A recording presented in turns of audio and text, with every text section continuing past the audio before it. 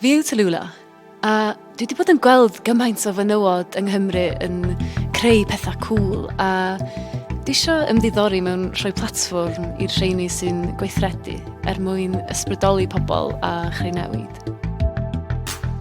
Mae'r benod hon yn ffocysu ar gelf haniaethol a phrofiadau artist ifanc o Ogledd Cymru, Hansh Cash, sy'n bellach wedi bod yn creu ar y cyd efo'i efaill, sy'n hefyd yn artist, dawnswraig a choreograffydd, Jasmine. Sut fysa ti yn disgrifio y math o gelf wyt ti'n ei greu? Ar y munud, dwi'n meddwl mae'r gelf yn chwaraeus yn arbrofol iawn. Dwi fel arfer yn defnyddio ffurfiau wahanol o gweithio, ffilm, coreograffi, lluniadau, cerfluniau. Sut arech chi ddechrau gweithio efo'ch gilydd hefo dy chwaer di, Jasmine? Oeddwn ni di fynd i'r un prifysgol. Oeddwn ni fel arfer yn helpu ein gilydd ar un gwaith creadigol. O fi di trio wneud cais am Yorkshire Graduate Award. O fi di ddweud ar y cais, ar y perswyliad o fi eisiau Jasmine dod a wneud y gwaith efo fi.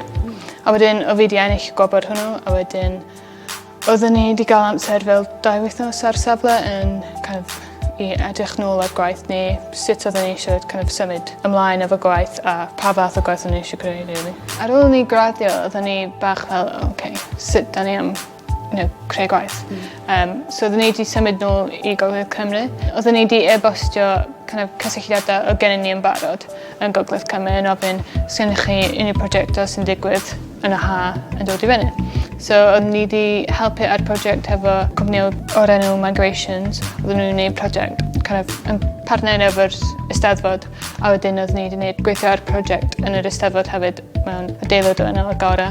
A o hwnnw oeddwn ni wedi dechrau siarad efo bobl a just ofyn sut da ni'n dechrau allan. A wedyn oeddwn ni wedi e-bostio lot o bobl.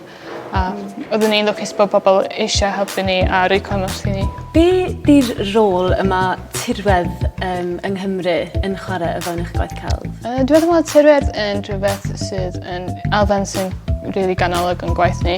Da ni'n hoffi cerdded lot, mae'n naturiol yn digwydd yn gwaith ni. Pa mor allweddol ydy defnyddio'ch hunaniaeth a'r Cymreictod yna o fewn eich gwaith celf a derbyn cyfleoedd o falle yng Nghymru? Wel, mae'n bwysig pryd da ni'n fynd i sculpture park a pethau, bod ni'n dweud bod ni'n artistiaid Cymraeg. Adael i bobl gwybod bod yna sîn o artistiaid ifanc yn Cymru yn gweithio. Ac yn defnyddio'r gwaith Cymraeg yn ei gwaith neu yn trio hybu iaith Cymraeg.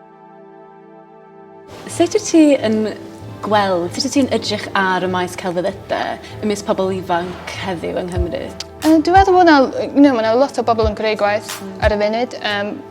Mae'n gyffrous, amser gyffrous. Dwi'n meddwl mae yna angen mwy o cymorth i bobl. Dwi'n meddwl yn y Gogledd, does dim llawer o gymorth i cymaru ar de. Ond mae yna prosiectau rili dda yn digwydd. Mae tu pawb newydd dod allan efo bwrdd ieuenctid, a mae yna'n siawns rili dda iddyn nhw. Felly, be di gobeithio'n ti ar gyfer dyfodol y sîn a maes celfyddydau yng Nghymru? Dwi eisiau gweld pethau datblygu yn gyda cyllid, bod yna mwy o cyllid i artistiaid ifanc yn dod allan. Fath fi'n hefyd dweud bod yna rhaid cael cymorth o pryd ti'n adael prifysgol i dechrau gweithio fel artist yn y byd proffesiynol. Mae yna lle mae gap, mae pobl angen cymorth yna. Fath fi hefyd yn dweud, fath fi eisiau gweld rhyw fath o crit group neu rhywbeth, lle mae pobl yn gallu siarad efo'i gilydd am gwaith nhw a rhoi cymorth i bobl a jyst creu mwy fath o cymuned o artistiaid sy'n gweithio yn Ogledd Cymru a jyst i pobl gael cymorth a i nabod pobl. Amazing. Diolch yn fawr.